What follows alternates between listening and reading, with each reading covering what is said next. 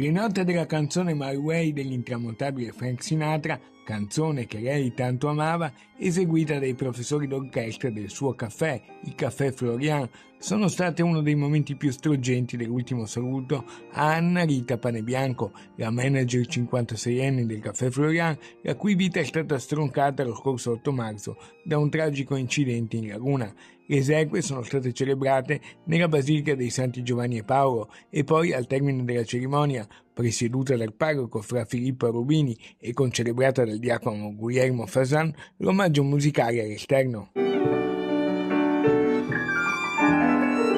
Tutti i presenti all'uscita della chiesa si sono disposti come in un grande cerchio, l'omaggio dell'orchestra quasi a volerle tributare un ultimo caloroso abbraccio e ringraziamento, mentre un raggio di sole si faceva spazio tra le nuvole e il vento gelido, il ricordo del direttore del Caffè Florian che questa mattina è rimasto chiuso per lutto. I colleghi hanno avviato una raccolta fondi all'associazione Energia Donna in memoria di Anna Rita. È difficile ricordare Anna Rita in poche parole, insomma, è una persona splendida,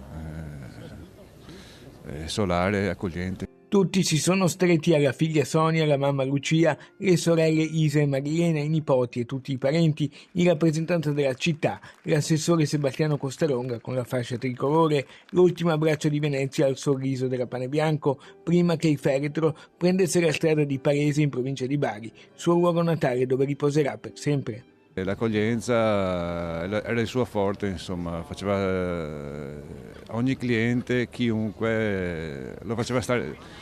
come fosse a casa, insomma, come se fosse accolto nel migliore dei modi, insomma. Questo era proprio il suo tratto distintivo, insomma, sì.